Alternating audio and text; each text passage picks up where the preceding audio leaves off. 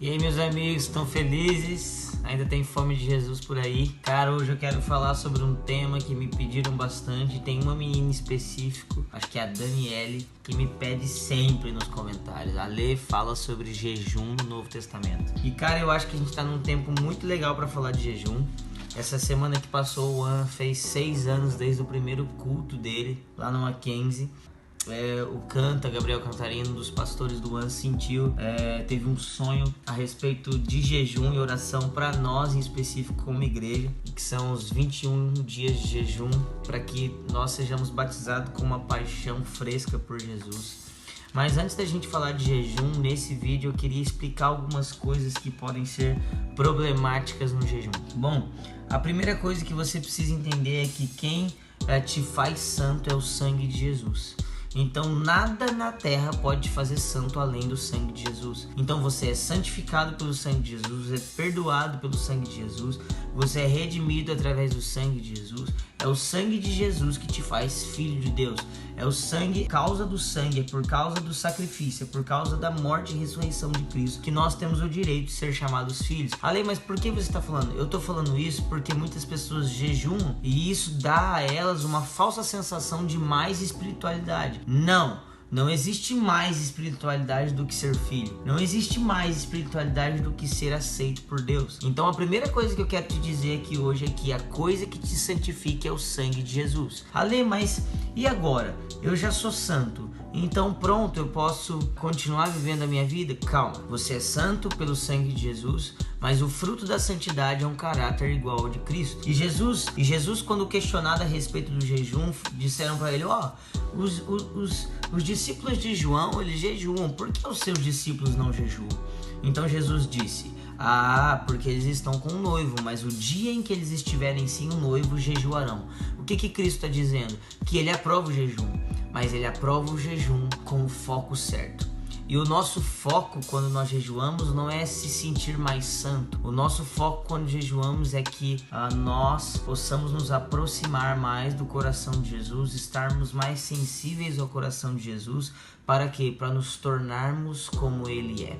A Bíblia nos fala que aquele que jejua, ele enfraquece, a carne, ele enfraquece o homem físico, então ele fica mais vulnerável à voz de Deus.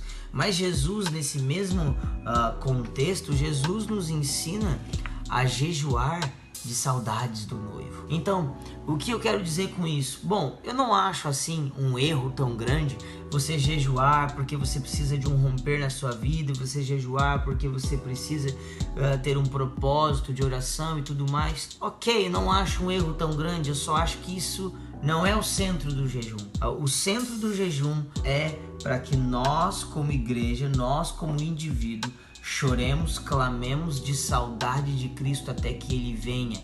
O intuito do nosso jejum é Jesus. O intuito do nosso jejum sempre tem que ser: eu quero crescer em amor por Jesus. Eu quero crescer em revelação por Jesus.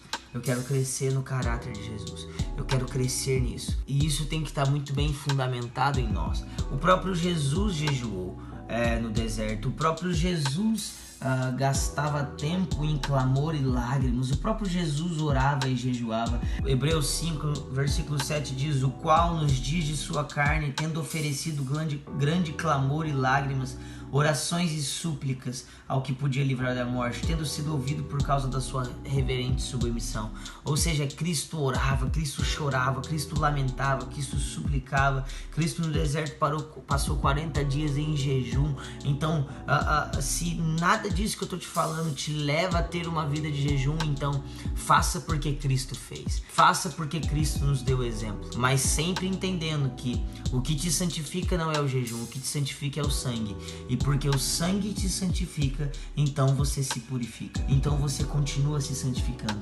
Ale, mas eu não entendi muito bem essa parte. Se eu já sou santo, por que eu me santifico? Bom, presta atenção. Em João 17, versículo 17, Jesus diz o seguinte: santifica-os na verdade, a tua palavra é a verdade. E versículo 19 ele diz assim: e por eles eu me santifico, para que também eles sejam santificados na verdade. Ou seja, Cristo Jesus, que era santo, vivia uma vida de santificação. Por quê? Por nós. para que nós também experimentássemos essa vida de santificação. Como eu disse em outro vídeo, santificação não é parar de pecar.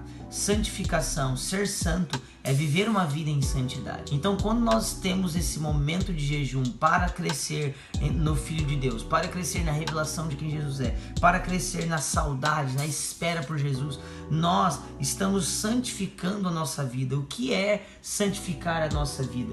Isso quer dizer que nós somos aceitos, isso quer dizer que nós somos limpos, mas agora nós estamos crescendo na revelação prática de quem Jesus é. Nós estamos ficando mais parecidos com Ele.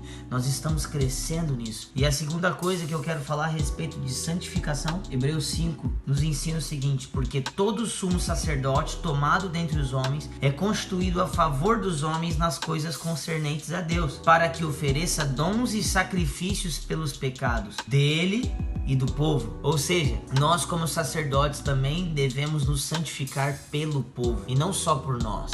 Então, o que nos faz santos e justificados diante de Deus é o sangue de Jesus. E porque somos santificados pelo sangue de Jesus, continuamos a santificação.